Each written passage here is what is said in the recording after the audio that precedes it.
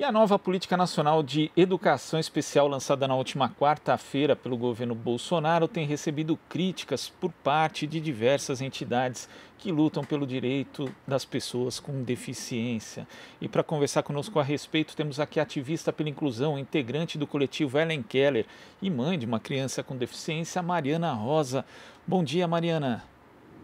Bom dia, como vai? Mariana, vamos bem aí, né? De acordo com o contexto aí, inclusive um contexto de Sim, ataques a direitos, né, Mariana? E a gente tem essa exato. nova política que, na sua opinião, ela acaba abrindo margem para que as escolas adotem uma postura discriminatória? Sim, abre margem para uma postura discriminatória acho que o primeiro ponto é que ela é inconstitucional, né? Porque ela fere a Convenção Internacional dos Direitos da Pessoa com Deficiência, que foi assinada por 160 países em 2007, e o Brasil é signatário, e no Brasil essa convenção tem força de lei, né? Graças ao decreto 6949, que é de agosto de 2009. Né? Então, fere a Constituição, fere a Lei Brasileira de Inclusão também, que é uma outra legislação específica. Então, o primeiro ponto é esse, é um decreto inconstitucional que fere um arcabouço de legislação que foi avançando muito por pressão do movimento social das pessoas com deficiência. E segundo, é um decreto autoritário, porque foi tomado sem qualquer respaldo democrático ou diálogo com essas mesmas instituições que representam as pessoas com deficiência, né? Nós temos um lema entre as pessoas com deficiência que é nada sobre nós sem nós, justamente porque historicamente somos consideradas pessoas incapazes de decidir, né? Pessoas que precisam de tutela. Então, nesse caso, a gente diz, quer decidir sobre nós, nós temos que participar. E isso não foi feito.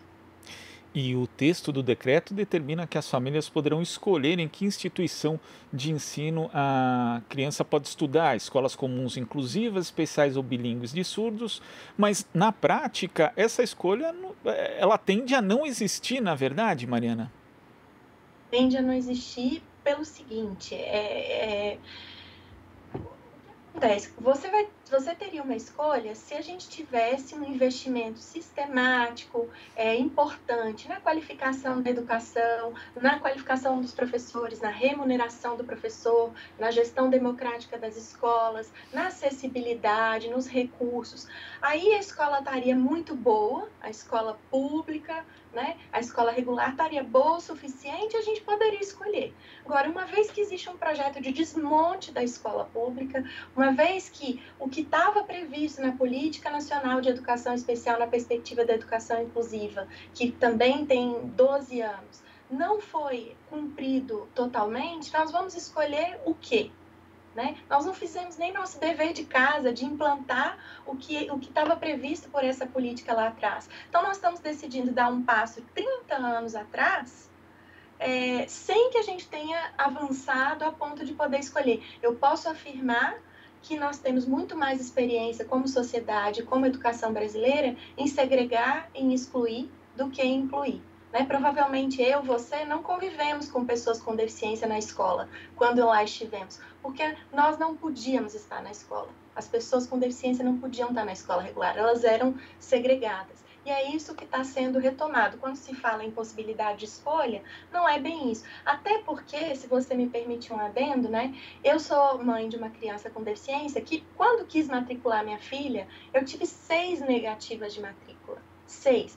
Com a vigência de uma lei que obriga e penaliza isso, penaliza as escolas por isso. Agora você imagina, a escola podendo me dizer, eu não estou preparado, vai para essa escola especial aqui, que lá eles podem. É claro que ela vai ser conduzida para uma escola especial. Então, é uma falácia a gente afirmar que vai ter escolha. Não vai ter escolha, nunca foi sobre isso. Acho que a gente tem que fazer outras perguntas, né? Para onde vão os investimentos? Que instituições especializadas são essas? Quem tem interesse que essas instituições se coloquem? E por que as instituições escolares têm que atuar como clínicas? Né? Por que a educação não tem lugar da educação e a gente também não luta junto para fortalecer o SUAS e o SUS, cada um fazendo o que é seu papel? né? Então, tem muitas misturas aí, no final das contas não é sobre direitos humanos, não é sobre o direito das pessoas com deficiência, é sobre interesse econômico. E sobre esse interesse econômico, inclusive, tem aí uma espécie de incentivo nesse decreto, já que estados e municípios que aderirem a essa nova política vão receber mais recursos. É isso, Mariana? Isso. Então, de novo, a gente cai no mesmo lugar, né? Não só a educação e a escola pública já não vinham há muito tempo recebendo o devido investimento, a devida valorização, como agora aquelas que aderirem, os municípios e estados que aderirem a esse formato, vão receber um incentivo do governo. Então, isso é uma jogada, né, que, na verdade, valoriza o processo de segregação, que valoriza isso que é, inclusive, até hoje, pelo menos, inconstitucional, além de ser imoral, né, discriminatório, capacitista e violar direitos. Agora, a gente acompanha a luta dos movimentos pela inclusão, dos movimentos pelos direitos das pessoas com deficiência, e existe todo um processo de desconstrução cultural justamente para combater a discriminação, para garantir a inclusão, e de repente vem isso que, como você falou, o Brasil é signatário de uma convenção internacional que vai contra a tendência mundial. As chamadas escolas especiais estão deixando de existir em toda a parte do mundo e agora temos isso aqui no Brasil. O sistema educacional é fundamental justamente para essa questão do combate à exclusão, combate à discriminação. É algo realmente muito sério, né, Mariana? As pessoas precisam atentar para isso que está acontecendo, porque não dá para passar batido. Não dá para passar batido. E veja bem, eu fico pensando, né? Eu aqui compreendo as famílias de crianças com deficiência que encontrem respaldo, apoio nas instituições especializadas, né? Porque lá as crianças e os jovens têm atendimento de fono, de físio, de terapia ocupacional, e isso é valorizado, né? Mas, de novo, a gente volta naquele ponto que eu dizia. A escola tem que ter o lugar da escola. A escola é um lugar de ensinar e de aprender. Se a gente substituir isso por uma vivência terapêutica, a gente está passando uma mensagem para a sociedade de que as pessoas com deficiência não aprendem, que na verdade o que elas precisam é de ser tratadas para que possam performar dentro de um determinado padrão que foi estabelecido. Então, ao invés da gente valorizar o que cada um é, a gente está tentando enquadrar, moldar por meio de processos terapêuticos. Então, não é esse o lugar da escola. O lugar da escola é de valorizar a diferença, de aprender com ela, de conviver com ela. E para fazer o tratamento terapêutico, que é importante, a gente recorre ao SUS, ao SUAS, né? Eu acho assim, eu seria talvez uma família clássica de encaminhamento da filha para uma escola especializada, porque minha filha tem grande nível de dependência.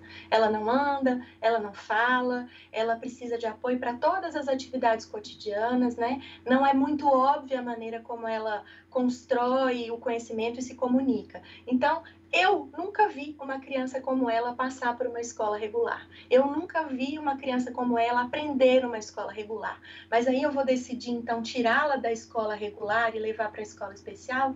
Não, eu quero que ela esteja na escola regular e quero que a escola regular, pública, gratuita, laica, de qualidade, esteja à altura dela. Então, a escola tem que melhorar e não retroceder, e não piorar, e não lotear a educação e segregar as pessoas. O que nós vamos aprender com isso como sociedade? Que a gente tem que, então, apartar alguns tipos de diferença? É isso que a gente quer. Mariana, a gente vai continuar acompanhando esse movimento, essa mobilização de resistência a mais esse retrocesso contra o processo de inclusão, e até a próxima. Até a próxima. Muito obrigada por ampliar o debate. A gente que agradece. Conversamos aqui com a ativista pela inclusão, integrante do coletivo Ellen Keller e mãe de uma criança com deficiência, Mariana Rosa. Você está ouvindo Jornal Brasil Atual. As notícias que os outros não dão.